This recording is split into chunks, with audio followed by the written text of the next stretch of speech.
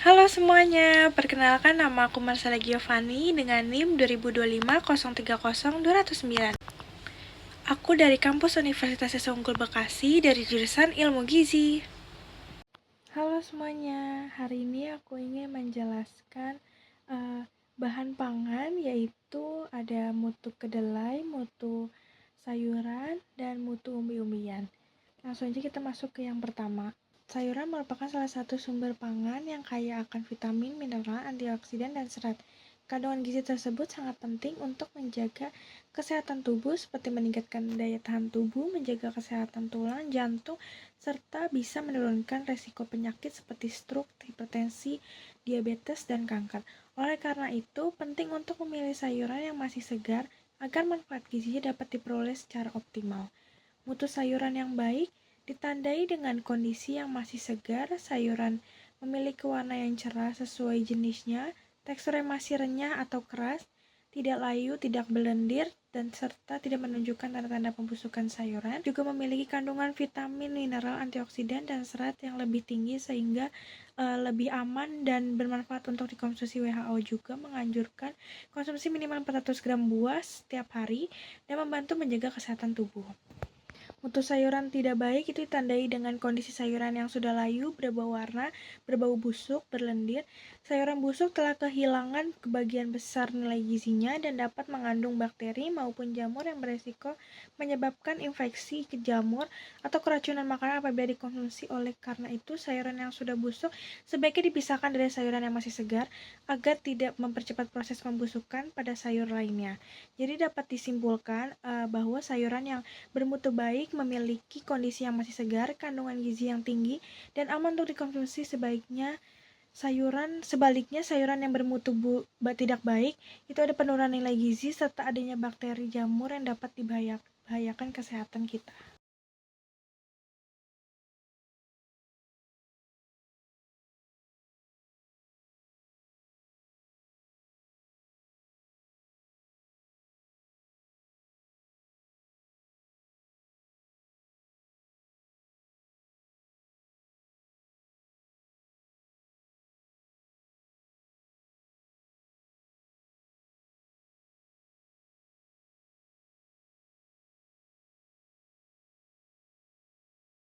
Selanjutnya ada mutu umbi-umbian atau kentang.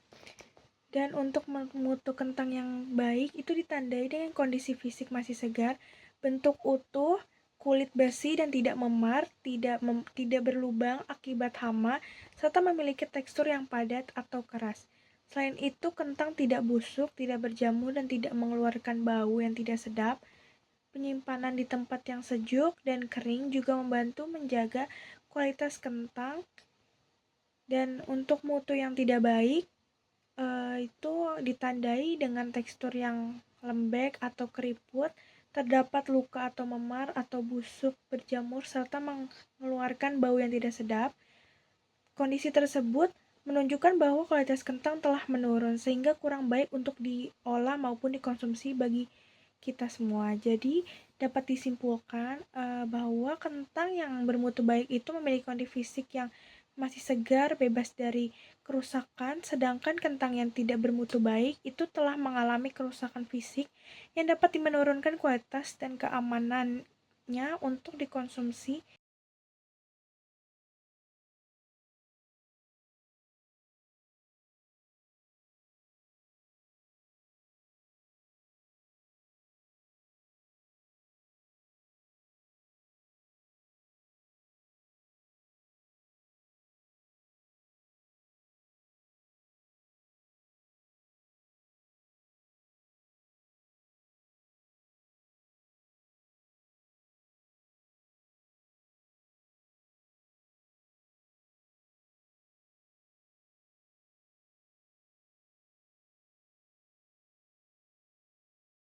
Selanjutnya ada mutu tahu atau mutu kedelai. Mutu tahu yang baik ditandai dengan kadar protein yang cukup, kadar air yang sesuai sehingga tahu tidak mudah rusak, dan kadar abu yang masih memenuhi standar nasional atau SNI serta tidak mengandung formalin.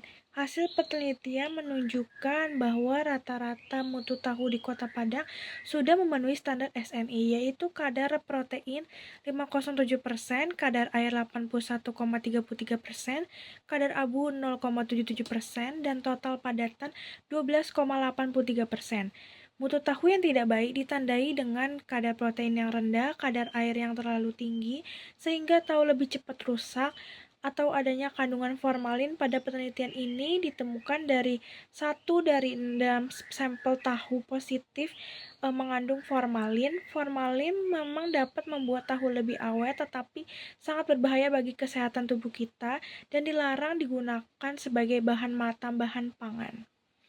Jadi kesimpulannya, tahu yang bermutu baik adalah tahu yang memenuhi standar mutu dan bebas dari formalin, sehingga aman untuk dikonsumsi.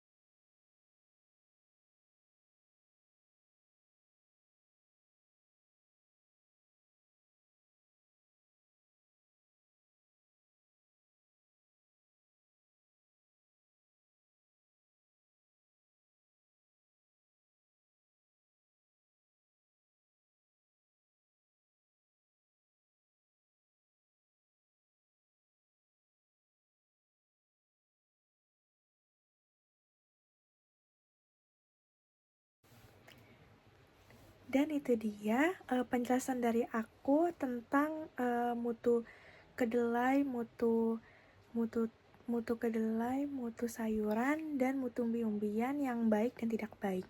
Dan itu saja penjelasan dari aku. Terima kasih, bye-bye.